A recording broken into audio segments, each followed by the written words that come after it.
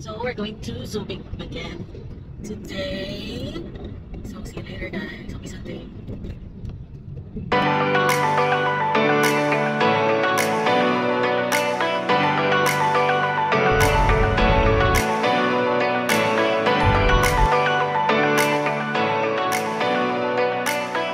So here guys, first stop ko sa Gourmet. So they changed their interior design. It's very good. I'm here to pick up Yuvi's almond cheesecake cakes. So waiting na lang ako kay kuya. I just want to appreciate their renovation. It's really lit. Sobrang nice. And now, while waiting sa stoplight, because you know, Subic is very strict with the traffic lights, appreciate my nails. That's done by me. Super nice. So, this is the fastest way pag pupunta ka ng All Hands from Manila, guys. So, ayan na. So, you can see yung signage na yon, All Hands. Pupunta tayo ng All Hands Beach kasi doon yung ating destination for today's video in Subic Bay. So, ayan po, dadaanan muna natin yung Malawaan. So, this one, pwede kang picture taking. That's free. And also, dadaanan yung Vasco's. Famous din yan sa Subic to visit. Their restaurant's really good. And United Auctioneer, if you're familiar, yung mga nakikita natin ng mga trucks. So, ayan. So, here we go. Malapit na tayo.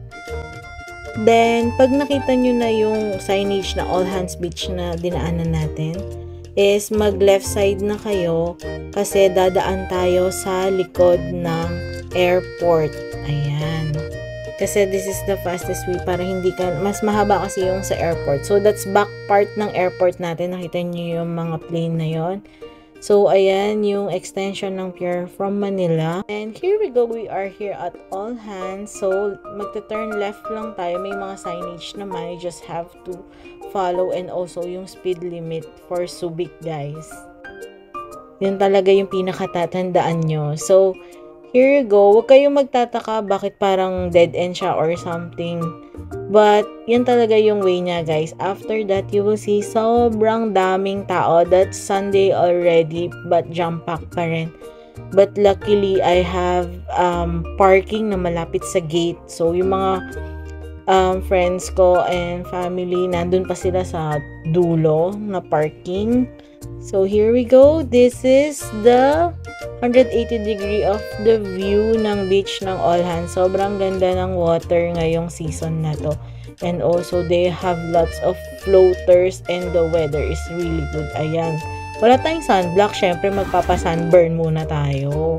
So ayan na guys, na-set up ko na yung camera. Then we're gonna play volleyball.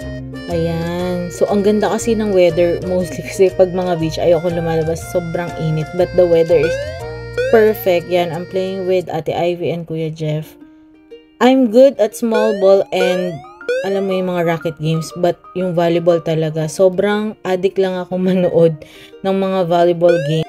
Yet, hindi ako marunong mag-volleyball talaga. Parang chamba-chamba lang yung mga nakukuha ko na yan. Pero si Ate Ivy, she's really good. Kaya siguro si UV nagmana din sa kanya. She loves playing volleyball. So, panoorin nyo muna kami maglaro, guys. Kayo nang bahalang humatol. But I'm telling you, I'm not good at this. But I really enjoy playing with Ate Ivy, of course, and Kuya Jeff, and the rest of the family. Ayan, UV is joining us and friends. Enjoy watching our game, guys. Ayan, kukulit namin. Grabe. Thank you! So here guys, I'm fixing the camera kasi nagalaw siya. Ayan, so dumadami na kasi kami and also in-adjust ko rin yung sukat niya na para ma-cover kami lahat. Ayan, ayun na kami. So Ate Ira is with us and also lahat ng friends ni UV. But I turn around again kasi change ko na talaga yung location niya malapit sa amin dahil sobrang layo na nun guys. Hindi ko na ma-appreciate masyado. So, ayan na. Magkakakampi na. Sobrang dami na namin. So, it's a friendly game. Yet, we really enjoy playing with each and every one. So, I hope you guys, while watching, nag-enjoy din kami. This the other side of us after a serious, namin talaga mode. So, eto kami talaga. Very sporty. So, enjoy watching, guys. So, here, kakatapos lang na yung mag-swimming dyan. As you can see, sunburn ang face ni ate girl na walang sunblock. Ang lakas ng loob, grabe. So, here I change na sa mga nakakilala talaga sa akin. Mabilis lang talaga ako mag-swimming. So, here, as a Disney princess na tayo, naka-dress, maxi dress tayo. Syempre, from Little Bosses Pre-Love Clothes. Ayan na siya. So, feeling ko ang ganda ko lang, kaya I took this moment para mag-mirror fee. Ayan, in video and everything. Sino ka naman dyan, te? Sino ka naman dyan, girl? Ayan po, post pa more. And here you go, the sunset. As some people know, Subic Sunset is one of the best sunset that we have here in the Philippines.